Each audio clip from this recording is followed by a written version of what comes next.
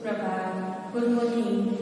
આજે ધોરણ 1 ગણિત ચેપ્ટર આપણું 9માં પેલો પાઠ આપણે કરી ગયા છે. હવે પાઠ બીજો છે આપણી પાસે. પેલામાં આપણે શું આકારોને જોયા, કયા છે લખતા શીખ્યા અને કેટલા છે એ ઓળખતા શીખ્યા. આ એવું જ છે, અહીંયા મેં બધું જ કરીને રાખ્યું છે. તો એમાં એમ છે કે આ ત્રિકોણ છે તો એ એટલા બધા પિક્ચરમાંથી ત્રિકોણ કેટલા છે. ઓ હતું એ નાનું હતું એટલે વાંધો ના આવ્યો આપણે. હવે આમાં ગણવાનું છે અને આ વસ્તુ તમારી ટેક્સ્ટ બુકમાં તમારા પેજ નંબર ઉપર જે 9નું ચેપ્ટર ચાલુ થાય છે ને એ જ છે. હા, 109 ઉપર આવ્યું. એ ખોલજો એટલે તમને આ પિક્ચર દેખાશે અને એના જ ઉપરથી આપણે ભણીને લખવાનું છે. કારણ કે કદાચ આમાં તમને ન સમજાવે દોરવું છે તો આમાં તમે ગણી શકો છો કે એ જ વસ્તુ કરી રાખી છે. તો સૌથી પહેલું કયું છે, આકાર કયો છે? હા, ત્રિકોણ. તો ત્રિકોણ કેટલા છે આ પિક્ચરમાં એ આપણે જોવાના છે. તો અહીંયા હું ચાલુ કરું છું. 1 2 3 4 5 6 7 અને 8. તો આજે સૂરજ જેવું બનાવેલું છે એમાં 8. પછી 9 10 11 12 13 14 15 16 17 18 19 20 અને આગળ 21 અને 22. આમાં ક્યાંય ત્રિકોણ નથી. તો ટોટલ કેટલા થયા આપણા? 22. તો 22 કેમ લખાય? હા, 2 બગડા 22.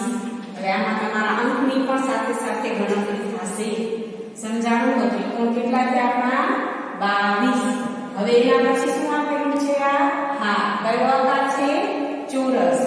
તો ચોરસ ક્યાં છે? આપણે એને 8 1 2 3 4 5 6 અને 7. કેટલા છે? તો કે 7. સૌથી ઓછા લાગે છે મને. એના પછી શું છે? તો કે આ વર્તુળ. તો વર્તુળ કેટલા છે? આ 1 ને આ 2. એક નાનું ને મોટું 2. પછી આ 3 4 5 6 7 8 9 10 11 અને 12. કેટલા થયા આપણા બધા ગણીને? 12. તો અહીંયા શું લખશું? એકડે પગડે 12. હવે આવ્યો લંબચોરસનો વારો. તો લંબચોરસ 1 2 3 4 5 6 7 8 અને 9. કેટલા થયા?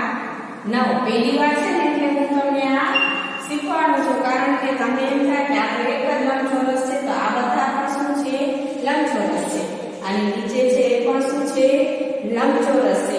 એટલે એકે વસ્તુ ભણ્યા વગરની રહી જવી જોઈએ નહીં. ખાલી આમાં આ જ વસ્તુ કરવાની છે કે આકાર ગણો અને લખો. હવે આમાં બધા આકાર લખાઈ ગયા છે અને નીચે શું આપેલું છે કે સૌથી વધુ આવતો આકાર. તો હવે આના ઉપરથી તમને ખબર પડશે સૌથી મોટી સંખ્યા કઈ દેખાય છે તમને? હા, કઈ છે? તો ત્રિકોણ. કેટલા છે? તો કે 22. સૌથી મોટો 22 નો આંકડો છે. તો આમાં શું લખશું આપણે? સૌથી વધુ આવતો આકાર કયો છે? હા, ત્રિકોણ. સમજાણું? કયો આકાર છે? ત્રિકોણ. અને બીજો પ્રશ્ન આપ્યો છે કે સૌથી ઓછી વખત આવતો આકાર. તો આમાં સૌથી નાની સંખ્યા કઈ છે? કે તમને નાની ને મોટી સંખ્યા પણ થઈ જાય. તો ચોરસ. કઈ છે? તો કે ચોરસ. સમજાણું તમને? એક સાથે આપણે અંક ગણતા શીખીએ છીએ, નાની મોટી સંખ્યા શીખીએ છીએ, આકાર પણ શીખીએ છીએ, લખતા પણ શીખીએ છીએ. એટલે આપણે એક સાથે કેટલી બધી માહિતી મળે છે. તો આનો હવે તમને સમજાણું કે માહિતીનો ઉપયોગ શું છે. હા, હવે આ ત્રિકોણ 22 છે અને ચોરસ કેટલા છે?